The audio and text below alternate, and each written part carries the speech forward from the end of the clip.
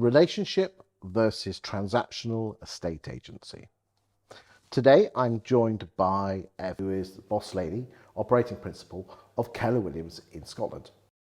Ev, isn't it interesting that half the people who've sold their house in the last 12 months have only been in their house 6 years, 18 weeks or less, but only 1 in 8 people went back to the agent they bought their house off?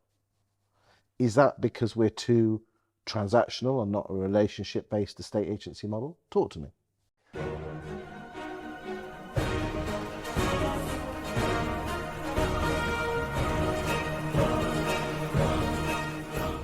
Absolutely, because we're far too transactional, and also because the agents who have then sold the house to that these family people, they don't hear from them again. They don't keep in touch with them. They don't get a, kind of how have you settled in. They don't then get, updates through, or it's literally just the sold thing goes on and move on to the next Witness client. protection, as someone rightly said.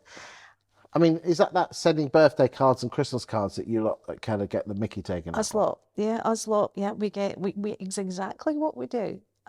Because, how many people have a family lawyer? How many people have a family doctor? How many people have a family dentist? And, people then will experience it and it'll go down. Why not have a family estate agent? If you've done a really good job for a client, then surely that client would then want to hear from you, would want to recommend you to other people, rather than just kind of a random estate agent coming in, just because you've seen an advert or whatever. Why shouldn't we be relationship based? So we've proved that, half the sales have only been there 6 years and a bit or less. What do we need to do to change that, the industry? I know you guys at Keller, you're into keeping in contact, keeping in touch policy. Mm-hmm. What else would you be recommending agents do? I mean, surely the problem here is underlying is why are they like that? The short term versus the long term. I think because we're just traditionally, it's just like it's transaction. You list the house, you sell the house, you move on. I also think that our industry needs to have a better reputation as well. Isn't it interesting you use the word industry and not profession? Because right now, that's what we are. People talk about the industry. I want to see it be classed as a profession. And all the other things like family doctor, family lawyer, they are professions. They are professions, yeah. Do you think mandatory, regulation, ROPA would help with that? Yeah, I do. I think, we are a self-employed model that will take in people with no experience, but we could get people trained. We have a license to trade.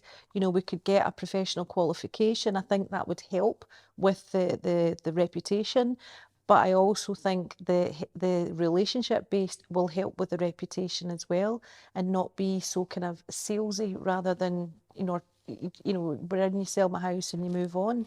Do you think this is something to do with the fact is that fees have gone down so much because, which one, chicken and the egg? We haven't kept in contact, which means that we are transactional, which means people only can judge you on.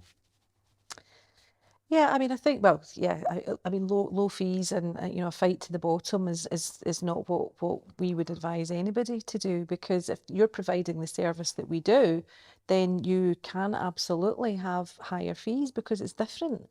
It's not a list it on Rightmove and hope for the best. And I don't see how some of the kind of, particularly in Scotland, there's a lot of kind of cut price fixed fee agents. It's going to be very difficult for them to survive at that level. What would your final message be to any negotiator listening to this saying, yeah, I want to play the long game? My bosses might not be doing this, but I want to play the long game. What would your message be to those? Come and talk to me. Of course you're going to say that. Yeah, but I go back to, something we spoke about bringing more women into the industry. I'm a mum of 4. I set up my own agency. I am nothing special. I just followed the process, followed the model. Come and talk to me and see how it can work for you.